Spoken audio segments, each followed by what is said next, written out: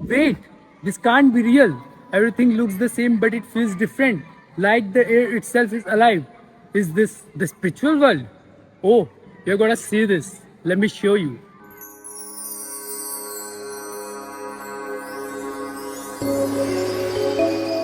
Sir, every year our annual function brings something new. In 2022, we celebrated the five elements. In 2023, we witnessed Parivartan. What about this year, sir? What if this time we bring both of them together? Both? How? There are five elements: Agni, Vayu, Varun, Akash, and Prithvi. So tell me, who governs all these five elements? It's the Supreme Lord, Sri Hari. Exactly. The Lord appears in every yuga in different forms. And this is considered as Parivartan. He is not only appearing in different forms but in different yugas. And this year we will be presenting Paravastha avatars of the Supreme Lord, which means complete incarnations of the Lord, which includes Sri Narasimha, Sri Ram, and Sri Krishna. exactly. And we can also include a brief intro about Kalki. So, this is not just a Parivartan, it's divine Parivartan. So this year, let us go back to the spiritual world. We begin with the purest prayer, the Saraswati Vandana. For the past month, our students have shown their devotion by worshipping the goddess of knowledge, Ma Saraswati. And at the end, we will take the divine blessings of Lord Ganesha. जगज्जालपालं कजकण्ठमालं शरच्चन्द्रभालं महादैत्यकालं नभोनीलकायं दुरावारमायं सुपद्मासहायं भजेऽहं Satyug, the age of truth, where the Supreme protected his true devotee and proved that faith is stronger than fear. To the story of Prahlad and Lord Narsimha, we bring alive the power of unshaken devotion. सदाम्बोधिवासं कलपुष्पहासं जगत्सन्निवासं शतादित्यभासं गदाचक्रशस्त्रं लसत्पीतवस्त्रं हसच्चारुवक्त्रं भजेऽहं Treta Yuga, the era of Maryada and Dharma, where Lord Rama became the idol king, son, and a great leader. We present the divine values of Ramraj, where righteousness guided every path. रमाकण्ठहारं श्रुतिव्रातसारं जलान्तर्विहारं धराभारहारं चिदानन्दरूपं मनोज्ञस्वरूपं धृतानेकरूपं भजेऽहं Dwapar Yuga, the vibrant age of love, joy, and wisdom.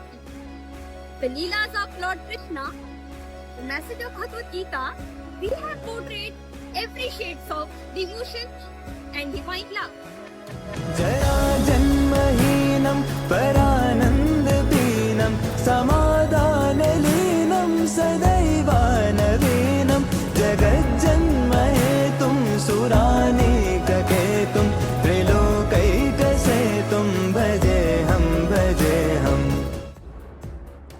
And finally, Kali Yuga, the age of darkness where humanity awaits the final avatar Kalki, the light that will rise to end ignorance and restore dharma once again. कृताम्नाय गानं खगातिशयानं विमुक्तिर्निदानं हरारातिमानं स्वभक्तानुकूलं जगद्वृक्षमूलं निरस्तार्थशूलं भजेऽहं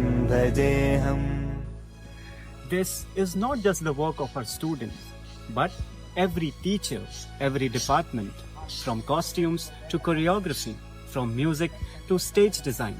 Everything has been prepared within our school with devotion and precision. समस्तामरेशं द्विरेफाभकेशं जगद्विम्बलेशं भेदाकाशदेशं सदा दिव्यदेहं विमुक्ताखिलेऽहं सुवैकुण्ठगेऽहं भजेऽहं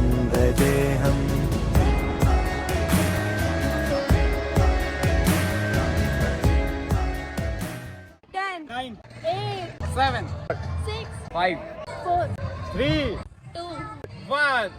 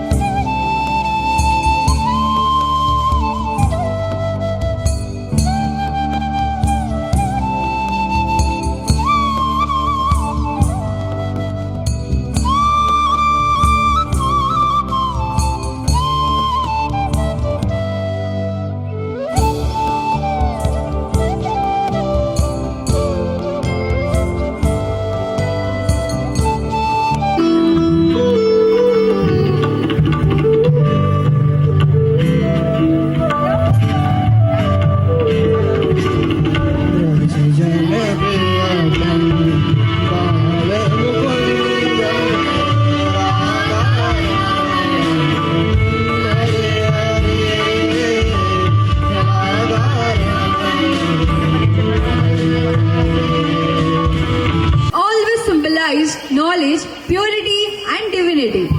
Just as a lamp dispels darkness, may this evening illuminate our hearts with wisdom, joy, and inspiration.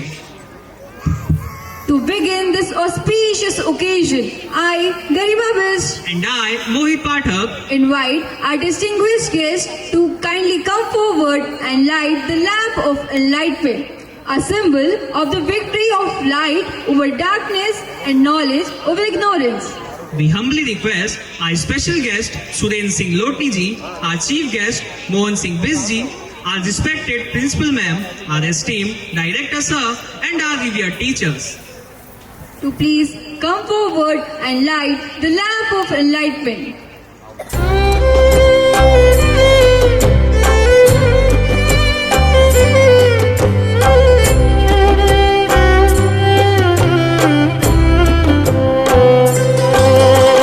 शुभं कुरुत्वं कल्याणम् आरोग्यं धनसम्पदः शुभं कुरुत्वं कल्याणम् आरोग्यं धनसम्पदः शत्रुबुद्धिविनाशाय दीपज्योतिर्नमोऽस्तु ते दीपज्योतिर्नमोऽस्तु ते शुभं कुरुत्वं कल्याणम् आरोग्यं धनसम्पदः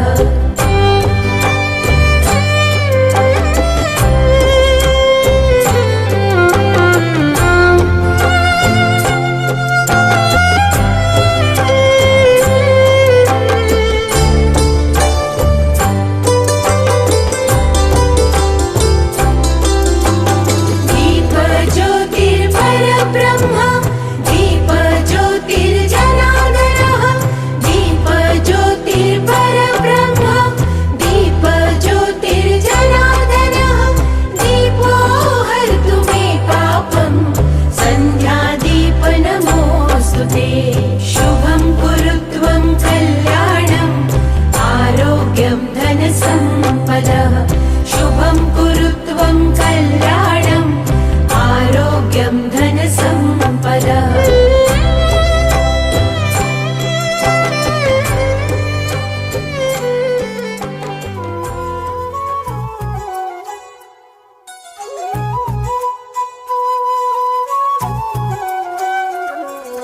वीणा पुस्तकधारिणी वरवीणा पुस्तकधारिणी वाणी मङ्गलकारिणी चदुलराणी योगविचारिणी भवती विद्यां देहि तीर्चवे ज्ञानार्ति भवितकु बासट नीवे बासरवासिनी वीणा पुस्तकधारिणी वरवीणा पुस्तकधारिणी वरमुखतरल विवाङ्मयी स्थिरमुख वेलग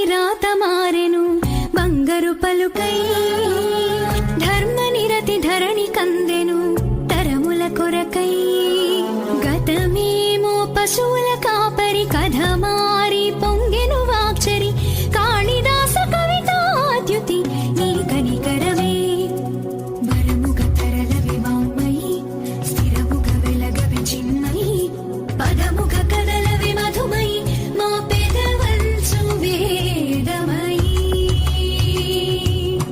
వీణా పుస్తకధారిణి వరవీణా పుస్తకధారిణి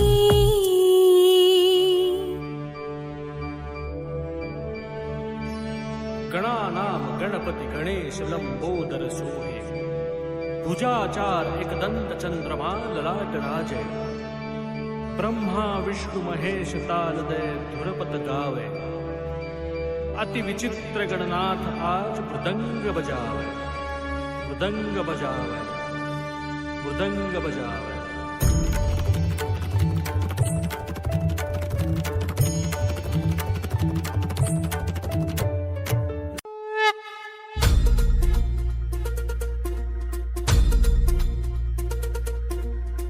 धरती हे अंबर तुझे गुण गाती हे तारे हे वारे तुझे नाम घेती ही धरती हे अंबर तुझे गुण गाती हे तारे हे वारे तुझे नाम घेती विश्वाचा पालक तू नायक गणांचा गुणातीत गुणमय तू गुरु ज्ञानदाता विश्वाचा पालक तू नायक गणांचा गुणातीत गुणमय तू गुरु ज्ञानदाता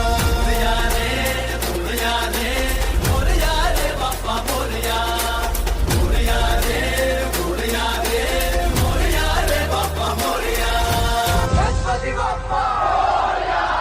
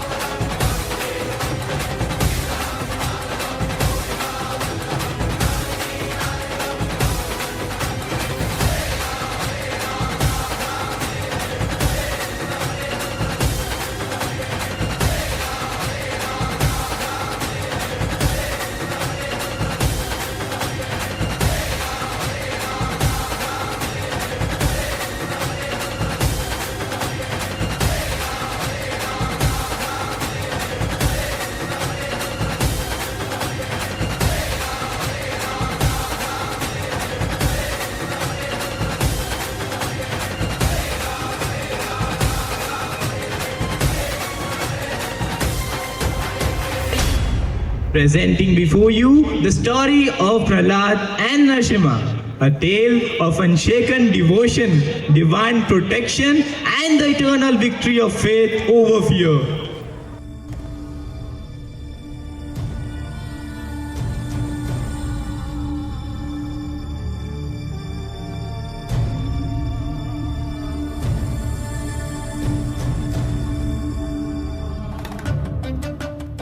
बहुत समय पहले की बात है। दो बलशाली दैत्य भाई हिरण्याक्ष और हिरण्यकश्यपु पूरे ब्रह्मांड में आतंक का पर्याय बन चुके थे। जब हिरण्याक्ष ने पृथ्वी को जल में डुबो दिया था, तब भगवान श्री विष्णु ने वराह अवतार लेकर उसका संहार किया और पृथ्वी की रक्षा की। भाई की मृत्यु की सूचना जब हिरण्यकश्यपु को मिली तो उसका हृदय क्रोध, शोक और प्रतिशोध की ज्वाला में जल उठा। उसने देवताओं, ऋषियों और स्वयं भगवान श्री विष्णु के विरुद्ध युद्ध छेड़ने की ठान ली। विष्णु, तूने मेरे भाई का वध कर अपने भक्तों को बचा लिया, पर अब मैं तेरे अस्तित्व को ही नष्ट कर दूंगा। तेरा नाम, तेरे यज्ञ, तेरे भक्त कुछ भी नहीं बचेगा। अब इस सृष्टि में सिर्फ हिरण्यकश्यपु का नाम लिया जाएगा। मैं ही ईश्वर हूँ और केवल मेरी ही पूजा होगी।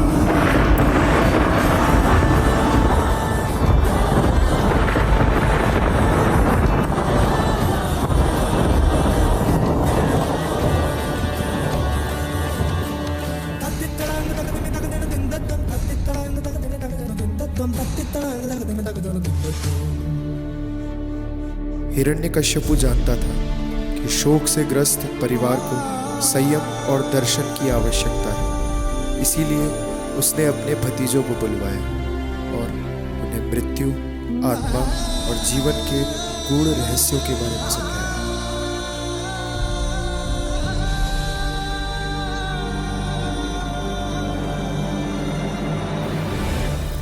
हे पुत्रों, वीरता वही है जहाँ कोई युद्ध भूमि में प्राण देता है। यह शरीर नश्वर है, आत्मा अमर है।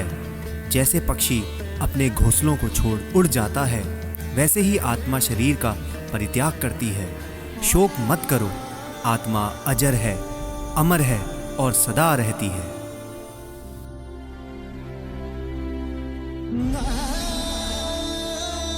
अमरता पाने की लालसा हिरण्यकश्यपु को भयंकर तपस्या की ओर ले गई।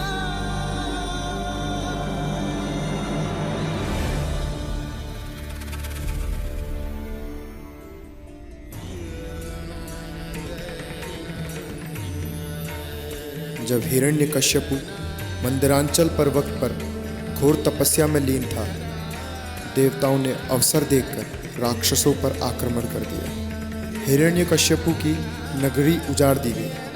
उसकी पत्नी कयाधु को बंदी बना लिया गया।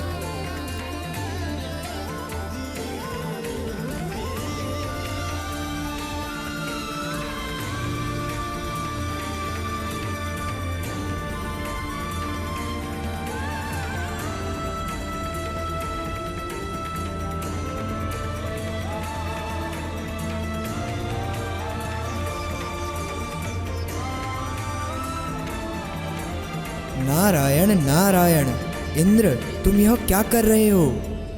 नारद मुनि, यह हिरण्यकश्यप की पत्नी है, असुर वंश की रानी। उसके गर्भ में पल रहा जीवन संभव है उसी के पद का अनुयायी बने। हमें इस बीज को अभी समाप्त करना होगा, वरना यह बालक आगे चलकर देवताओं के लिए संकट बन सकता है। इंद्र, तुम लोकपाल हो, धर्म के रक्षक हो। क्या तुम्हें यह शोभा देता है कि एक नारी को उसके गर्भ सहित बंदी बनाओ? परंतु मुनिवर, यदि वह गर्भ से ही राक्षस उत्पन्न हो गया तो भविष्य में महाविनाश होगा। तुम्हें ज्ञात नहीं, पर मेरी दृष्टि कहती है उस गर्भ में जो बालक है वह राक्षस नहीं, भक्त होगा। वह समय आने पर भगवान विष्णु का गुणगान करेगा। यह नारी कोई अपराधिनी नहीं, एक साध्वी है। हे मुनिवर, यदि ऐसा है तो मैं इसे आपके संरक्षण में छोड़ता हूँ। नारद मुनि कयाधु को अपने आश्रम ले आए, जहाँ केवल प्रकृति की शांति थी और आध्यात्मिक ऊर्जा का संचार। यहाँ उन्होंने न केवल उस भयभीत नारी को आश्रय दिया, बल्कि उसके गर्भ में पल रहे उस दिव्य आत्मा को भी दिव्य ज्ञान से संचित किया। हे देवी, संसार की गति अनित्य है। सुख दुख, जीवन मरण, यह सब देह की अवस्थाएं हैं। आत्मा इन सब से परे है। शरीर नाशवान है, पर आत्मा वह न उत्पन्न होती है न मरती है। जो सच्चा भक्त होता है वह न जन्म से पहचाना जाता है न कुल से। उसकी पहचान होती है उसके समर्पण से। जो कष्टों में भी ईश्वर का नाम न छोड़े वही सच्चा साधक होता है। नारद मुनि के इन अमूल्य वचनों को गर्भ में पल रहे प्रहलाद ने हृदय से धारण किया और हर रात्रि हर दिन जब माँ ध्यान में होती, नारद मुनि उसे ब्रह्म ज्ञान, भक्ति और धर्म की शिक्षा देते और वह ज्ञान उस शिशु के अस्तित्व में समा गया।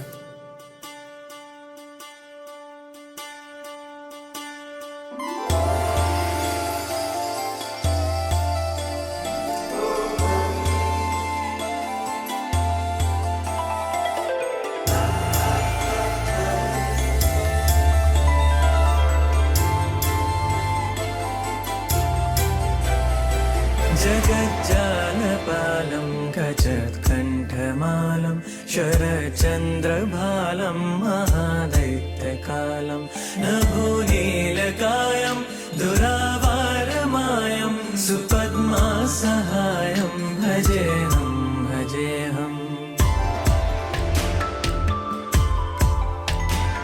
सदाम्भोदिवासं गलत्पुष्पहासं जगत्सन्निवासं शतादित्यभासं गदाचक्रशस्त्रं लसद्दीप्तवस्त्रं हसच्चारुवक्त्रं भजेऽहं भजेऽहम्।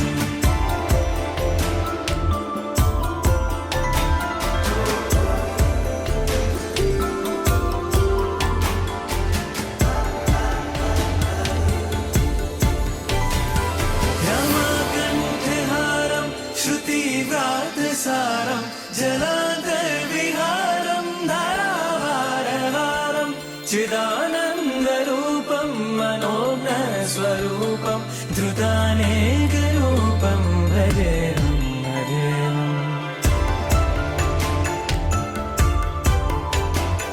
जराजन्महीनं परानन्ददीनं समाधानलीनं सदैवानवीनं जगज्जन्महेतुं सुरानीककेतुं त्रिलोकैकसेतुं भजेऽहं भजेऽहं।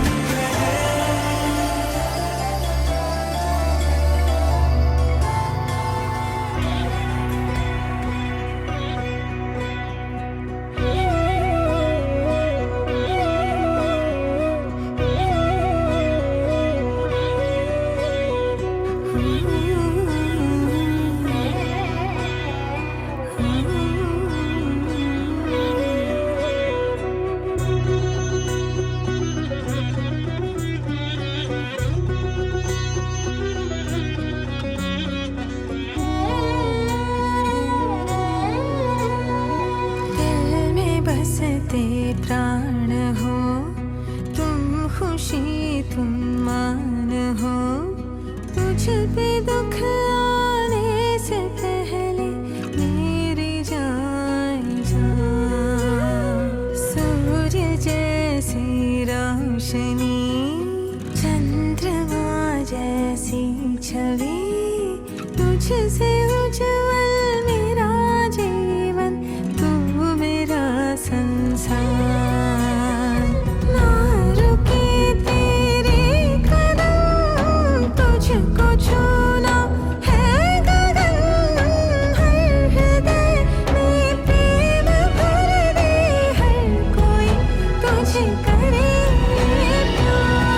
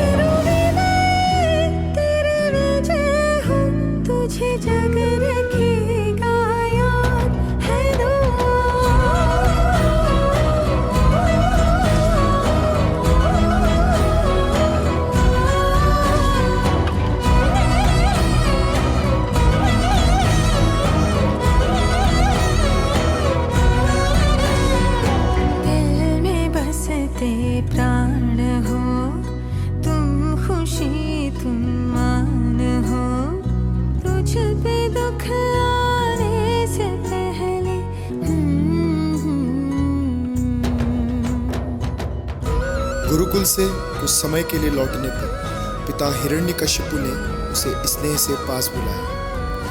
अब 5 वर्ष का प्रहलाद शिक्षा पाने षंड और अर्मक के आश्रम में भेजा गया। वहाँ उसने राजनीति और अर्थशास्त्र की शिक्षा सुनी, परंतु जब उसने जाना कि यह ज्ञान किसी को मित्र और किसी को शत्रु बनाने की भावना पर आधारित है, तो उसका मन इस प्रकार की शिक्षा से विमुख हो गया। उसका मन तो केवल भगवान की भक्ति में ही रमा रहा, जहाँ न भेद है न वैर। पुत्र प्रहलाद, मेरे लाडले, तुमने अपने आचार्यों से बहुत कुछ सीखा होगा। बताओ तो सही, उन सभी विषयों में से तुम्हें सबसे उत्तम क्या ज्ञान प्रतीत हुआ है? हे पिताश्री, हे असुरों के श्रेष्ठ राजा, मेरे गुरुदेव से मैंने जो सर्वश्रेष्ठ ज्ञान पाया वह यह है, जो भी जीव इस नश्वर शरीर और ग्रस्त जीवन को ही सब कुछ मान लेता है, वह दुख के उस अंधे कुएं में गिर जाता है जिसमें जल नहीं, केवल कलेश और पीड़ा होती है। इसलिए उस मार्ग को त्याग कर मनुष्य को वन गमन करना चाहिए। वृंदावन, जहाँ केवल श्री हरि का नाम ही जीवन है, वहीं जाकर ईश्वर की शरण लेनी चाहिए। यही होती है बालपन में बुद्धि, जो किसी के भी बहकावे में आ जाती है। हे दैत्यों, प्रहलाद की सुरक्षा गुरुकुल में और अधिक सख्त करो। कोई वैष्णव भेष बदलकर उसके पास ना पहुंच पाए, उसे और भटकाने ना पाए।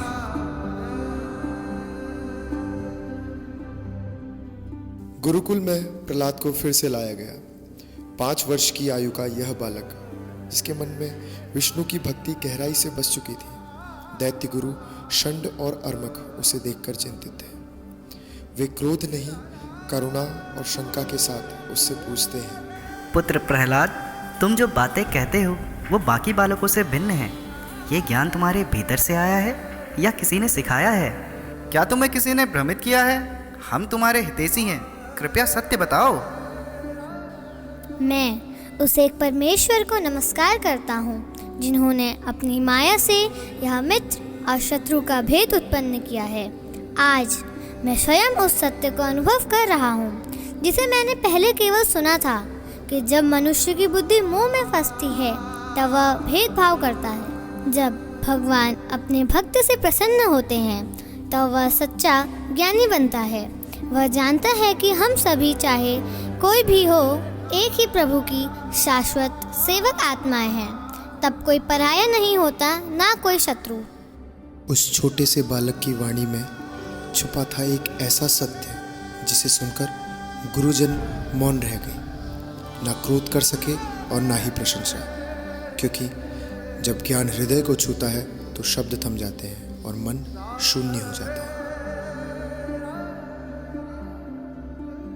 एक दिन जब प्रहलाद की माता ने स्वयं उसे स्नान कराकर सुंदर वस्त्र और आभूषण पहनाकर दरबार में लाया, तो हिरण्यकश्यपु ने अपने पुत्र को गोद में बैठाया। पुत्र ने चरणों में झुककर प्रणाम किया और राजा ने स्नेह से उसे उठाकर और हर्षित स्वरों में कहा, प्रिय प्रहलाद, मेरे दीर्घायु पुत्र, तुमने अपने आचार्यों से बहुत कुछ सीखा होगा। बताओ, उनमें से तुम्हें सबसे उत्तम क्या लगा? हे पिताश्री, मुझे सबसे उत्तम यही जान पड़ा, भगवान विष्णु के नाम, रूप, गुण और लीलाओं का श्रवण व कीर्तन, उनके चरणों की सेवा, अर्चन, प्रार्थना, सखा भाव, दास्य भाव और समर्पण, यही नवदा भक्ति है। जिसने भी जीवन को इनमें अर्पित कर दिया वही सच्चा ज्ञानी है। दुष्ट ब्राह्मण पुत्रों, मैंने तुमसे कहा था कि इस बालक को मेरे शत्रु की महिमा ना सिखाओ, और तुमने इसे विष्णु भक्ति का पाठ पढ़ा दिया। नहीं नहीं राजन, हमें क्षमा करें, हमने ऐसा कुछ नहीं सिखाया। यह तो इसके भीतर से स्वयं प्रकट हुआ है। कृपया हमें दोष न दे। हमने तो सभी को समान शिक्षा दी थी। पता नहीं महाराज, इसे ये ज्ञान कहाँ से प्राप्त हुआ। यह सुनकर हिरण्यकश्यपु ने प्रहलाद की ओर क्रोधित दृष्टि डाली। तू कुल का कलंक, अगर यह ज्ञान तुझे किसी ने नहीं दिया तो फिर कहां से पाया तूने यह विष्णु भक्ति का ज्ञान? उत्तर की प्रतीक्षा किए बिना वह उसे क्रोध में गोद से पटक देता है। नेत्र ताम हो उठे और आवाज गूंज उठी। राक्षसों, यह मेरे भाई का हत्यारा है, विष्णु की सेवा कर रहा है, शत्रु का दास बन गया है, इसे अभी मार डालो।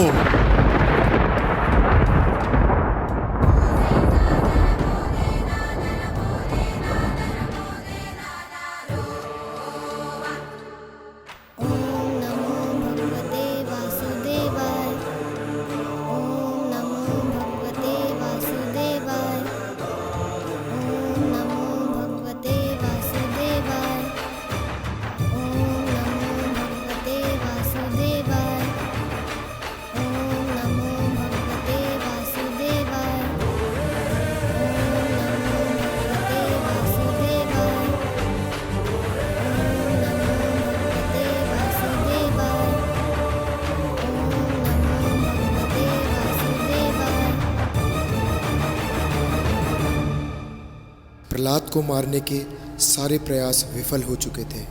हिरण्यकश्यपु अब मौन था, उसका तेज बुझा सा लगने लगा। यह बालक अजर है क्या, जो मुझे ही इसका अंत नहीं दिख रहा? तब षंड और अमरक ने कहा, प्रभु, यह तो केवल एक बालक है, अभी इसे शिक्षा की आवश्यकता है। शुक्राचार्य के लौटने तक इसे बांध कर रखिए, बड़ा होगा तो स्वयं बदल जाएगा। हिरण्यकश्यपु सहमत हो गया और प्रहलाद को धर्म, अर्थ और काम की शिक्षा फिर से दी जाने लगी।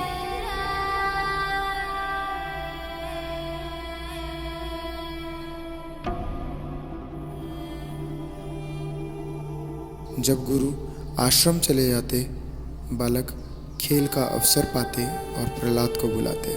प्रहलाद, चलो खेलने चले, आज तो कोई पढ़ाई भी नहीं है। प्रिय मित्रों, खेलना अच्छा है, लेकिन क्या हम कभी सोचते हैं ये जीवन मिला किस लिए है?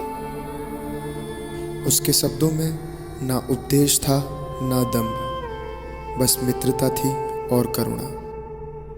हम सब समय बिताते हैं खेल में, स्पर्धा में, पर क्या कभी उस प्रभु को याद करते हैं जिसने हमें यह चेतना दी है? बचपन बीतता है यूं ही, फिर युवावस्था आती है, मोह और इच्छाओं से भरपूर, और फिर बुढ़ापा, जहाँ शरीर थक चुका होता है। इसलिए सबसे उत्तम समय अभी है। अभी प्रभु को पुकारो, उनके प्रेम को पहचानो, क्योंकि सच्चा सुख भीतर है, बाहर नहीं। इतनी छोटी आयु में इतनी गहरी बातों से सभी बालक अचंभित थे, लेकिन उनके हृदयों में कुछ हलचल जरूर हुई थी।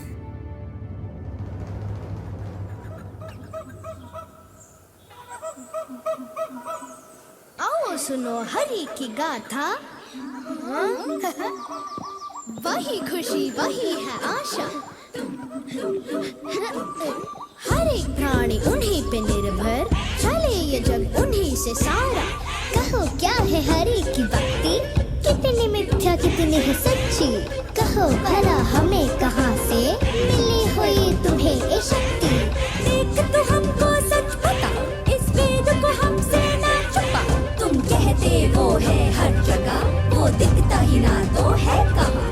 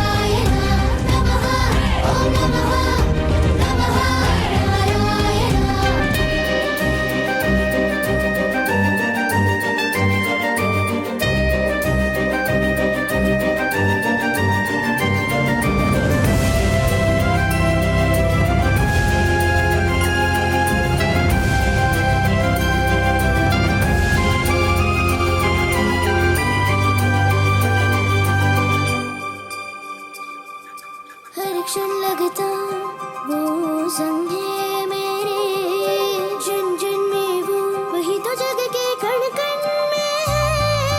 हर क्षण लगता वो संग है मेरे, हर दम संग वो वही तो अब है हमदम मेरे।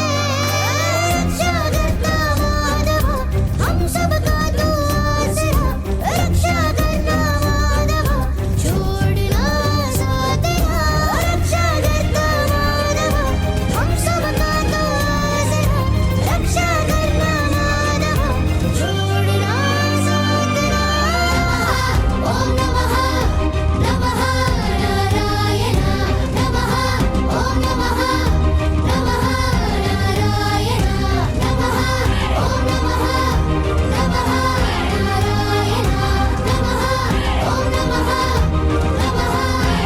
नारायण। राजन, हमें क्षमा करें, एक गंभीर समस्या उत्पन्न हुई है। हाँ प्रभु, आपके पुत्र प्रहलाद ने विद्यालय में सभी असुर बालकों को विष्णु भक्ति की ओर आकर्षित कर लिया है। अब तो सब बच्चे उसी के साथ प्रभु का नाम जपते हैं, खेलते नहीं महाराज। क्या यह नन्हा बालक मेरी आज्ञा की अवहेलना कर रहा है? मेरे ही घर में विष्णु का नाम? अब बहुत हुआ। तू सबसे नीच, मेरे कुल का अपमान करने वाला। तू मेरा पुत्र कहलाने योग्य नहीं। आज मैं तुझे यमलोक भेज दूंगा। पिताश्री, मेरा बल वही है जो आपको बल देता है। वह परम पुरुष हर एक में विद्यमान है। वही सृष्टि का रचिता, पालक और संहारक है। अरे मूर्ख, तू अपने आप को मुझसे बड़ा समझता है। तू मेरे धैर्य की परीक्षा ले रहा है। तू बार बार उसी विष्णु की बात करता है, कहता है वह सर्वत्र है। तो बता, क्या वह इस खंबे में भी है?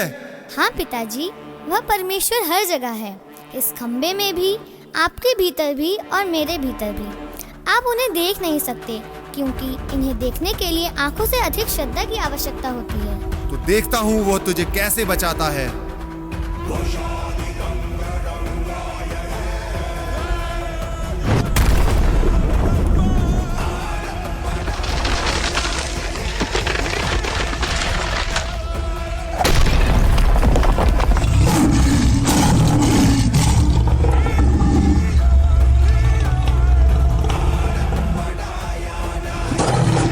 कौन है तू? मैं तेरी मृत्यु हूँ दुष्ट, तेरा काल बनकर आया हूँ।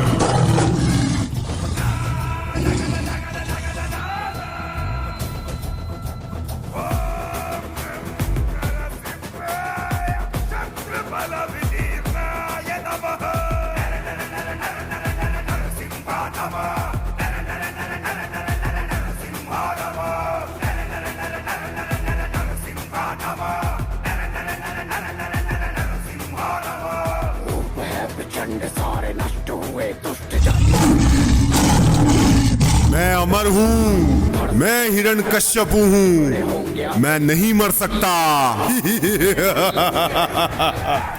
क्यों नहीं मर सकता? क्या तूने किसी माता के गर्भ से जन्म नहीं लिया?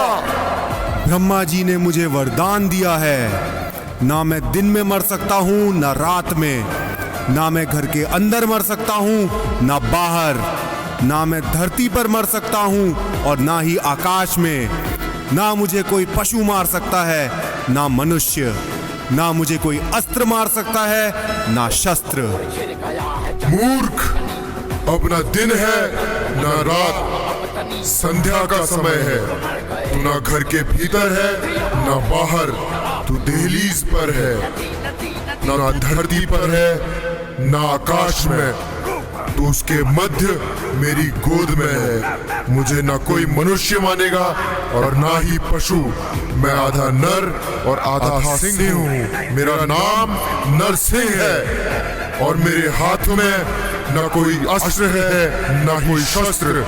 मैं अपने नाखूनों से तेरा हृदय चीरने आया हूँ, तेरा वध करने आया हूँ दुष्ट।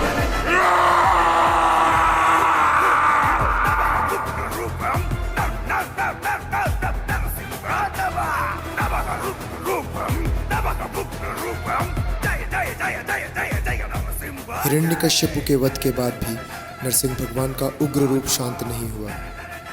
उनके तेज से ब्रह्मा, शिव, लक्ष्मी जी और समस्त देवता भी भयभीत हो उठे।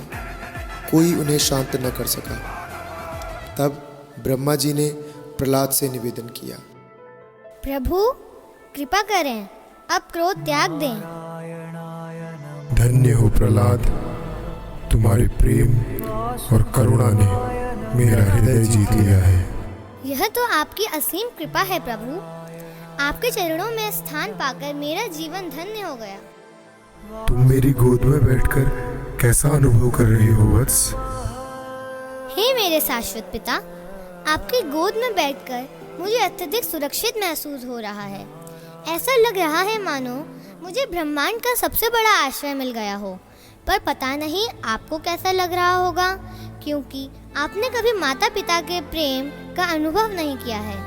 हे प्रभु, आपकी गोद में बैठकर यह अकिंचन स्वयं को कृतार्थ पा रहा है। ऐसा प्रतीत होता है मानो मुझे संसार का सबसे सुरक्षित आश्रय मिल गया हो। मुझे नहीं ज्ञात कि आपको कैसा अनुभव होगा, क्योंकि आपने कभी माता पिता के वात्सल्य का अनुभव नहीं किया। प्रहलाद के इन कोमल और भावभीने वचनों को सुनते ही नरसिंह भगवान के उग्र नेत्रों में करुणा छलक उठी। उनके हृदय में एक अनोखी भावना जाग उठी।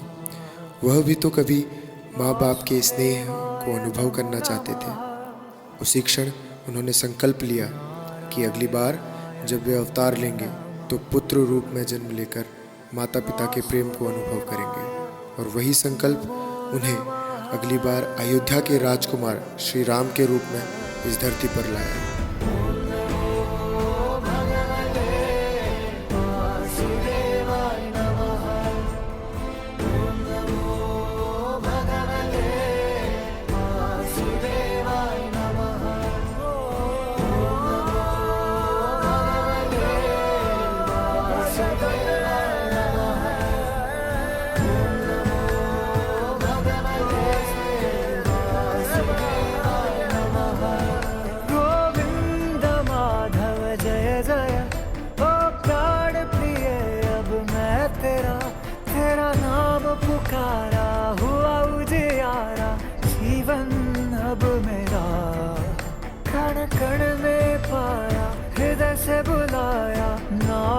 जब तेरा